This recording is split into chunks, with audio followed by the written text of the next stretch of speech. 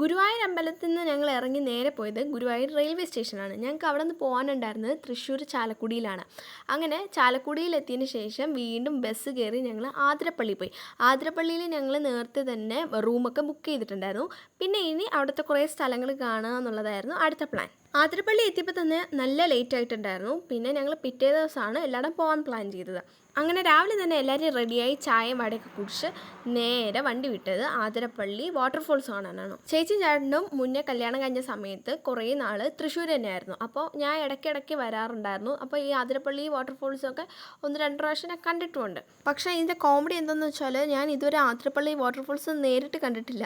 അതായത് അതിൻ്റെ തൊട്ട് ഫ്രണ്ട് വരെ പോയി പിന്നെ അങ്ങോട്ട് പോയിട്ടില്ല. പക്ഷേ ഇത് ആദ്യമായിട്ടാണ് എല്ലാവരും കൂടി ചേർന്ന് നമ്മൾ ആതിരപ്പള്ളി വാട്ടർഫോൾസ് കാണാനായിട്ട് പോകുന്നത്. നിങ്ങൾ ഇതുവരേക്കും ആതിരപ്പള്ളി വാട്ടർഫോൾസോ വാഴച്ചാലോ ഒന്നും കണ്ടിട്ടില്ല എന്നുണ്ടെങ്കിൽ മസ്റ്റായിട്ട് ചെന്ന് കാണണം. നല്ല അടിപൊളി സ്ഥലങ്ങളാണ്. തൃശ്ശൂർ വരുമ്പോൾ തന്നെ നിങ്ങൾക്ക് കാണാൻ പറ്റിയ 1-2 സ്ഥലങ്ങളാണ് ആതിരപ്പള്ളി, അതുപോലെ തന്നെ വാഴച്ചാൽ, പിന്നെ നമ്മുടെ സിൽവർ സ്ട്രോം. ഇതൊക്കെ നിങ്ങൾ മസ്റ്റായിട്ട് കാണേണ്ട സ്ഥലങ്ങൾ തന്നെയാണ്. അങ്ങനെ പ്രൈവറ്റ് ബസ്സിൽ കയറി ഞങ്ങൾ നേരെ പോയത് ആതിരപ്പള്ളിയിലാണ്. ആതിരപ്പള്ളി എത്തിയപ്പോഴത്തേക്ക് ഏതാണ്ട് ഒരു ഉച്ചസമയം ആയിട്ടുണ്ടായിരുന്നു.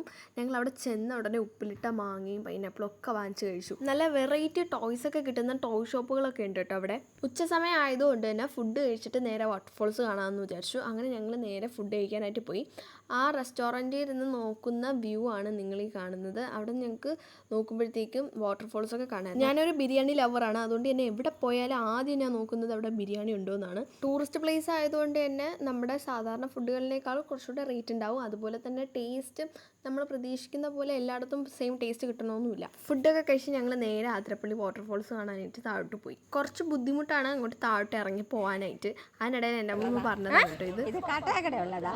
ഇതാ കാട്ടാക്കട. കാട്ടാക്കടയുള്ളതാ.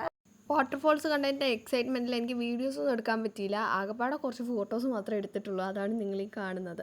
അപ്പോൾ വേറൊരു വീഡിയോ കാണാം. അപ്പോൾ അത്രയേ ഉള്ളൂ. ബൈ.